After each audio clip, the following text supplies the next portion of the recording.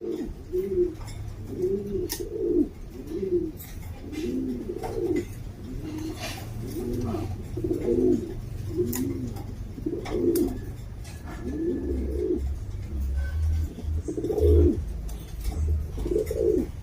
nating project, Homer and Stencil.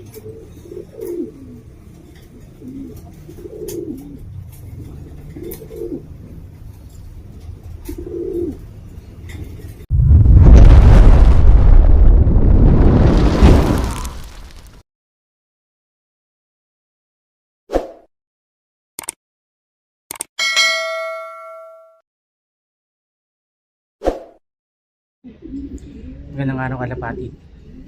Medyo pagod pa tayo at nakalinis lang natin ng loob. Tapos meron tayong bagong ginagawa ngayon na project para sa ating breeding. Okay, pakita ko muna yung loob natin. So yan, basang basa pa. Nakatapos lang natin maglinis. Tapos ito yung gagawin nating project ngayon. Si Almond, paparis natin siya sa ating stencil na Recessive Red. Yan. Pinagsama ko na sila, pinagpaparis ko na para walang bugbogan. Tapos yung pares naman ni Recessive Red, pinaris natin dito sa white stencil din. So, ang pinaka main project natin is makapag-produce tayo ng Homer na stencil. Yan. So, starting today po at pa-project natin yung Homer stencil. Tapos, bigyan ko lang rin kayo ng update sa ating inakay ni Grizzle at saka ni Recessive Red. So, ito, si White Tiger at saka si Recessive Red. Yung anak nila na survive, isa lang. Tapos ito na siya ngayon. Yan. Make sure na mag-like and subscribe na rin po natin sa ating mga video para updated po kayo. Tapos, yan, yung kulay niya, ang ganda. Meron siyang puti sa ulo. Tapos yung pakpak niya merong puti at saka buntot, merong puti rin. Recessive Red siya for sure. Ang gender na lang hindi natin alam. Mukhang hen. Hindi siya aggressive So tignan na lang natin. Yung nestmate niya na kasabay, hindi nakaano kasi pinasok tayo ng naga rito. So yan na yung progress niya. Antayin na lang natin.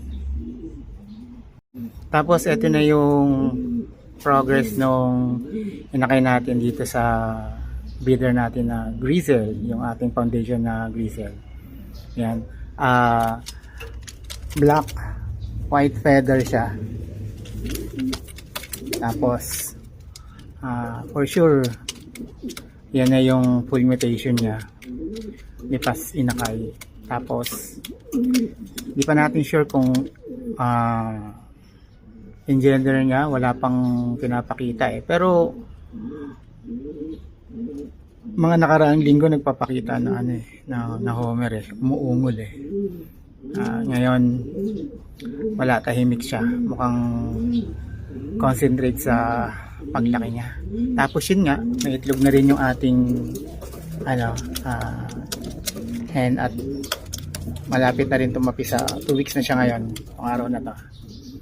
So yun, ito naman yung progress sa inakay natin dito sa white top and white feather na Jannar din tong bloodline nila, pero may nagsasabi na Homer so ito yung cup, ito yung hen. Baka iparis ko siya kay Temi, itong hen. Sa ngayon, pinapalaki natin. Kung merong makatipo, pwede natin i-out. Tapos, itong ating red at saka yellow na stencil. Yun. Concentrate siya sa paglilimlim. May, mukhang seryoso to ngayon kasi last clutch. Hindi ko alam kung ano nangyari sa kanila, pero ngayon, ayan, busy sa paglilimlim niya. For sure, ipisahin to ngayon dalawa. Sana, hindi mabugok. Ayan, mga next week magpipisa na to or maybe this weekend kasi first week ng March wala umitlog. So, tignan natin. Ito yung pinapamature natin na spread stencil. Yan. Solo lang muna siya dyan. Si Borga tsaka si Pure White mukhang iitlog na naman ulit. Huwag na lang natin store ba yan. Si Poging Temi at saka yung Taiwan, pahinga lang muna sila dyan.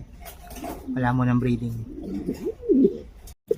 So itong si Almond at saka yung Stencil, mukhang okay naman sila, maghapon na sila magkasama kahapon. Tapos ayan, yumuyuko-yuko naman yung babae. Tignan natin kung papalis na.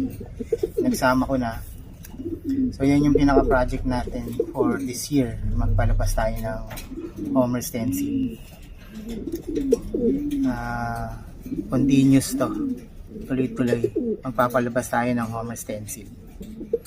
So abangan natin guys kung ano yung magiging update. Tapos subscribe and share nyo na rin po yung channel natin. Salamat!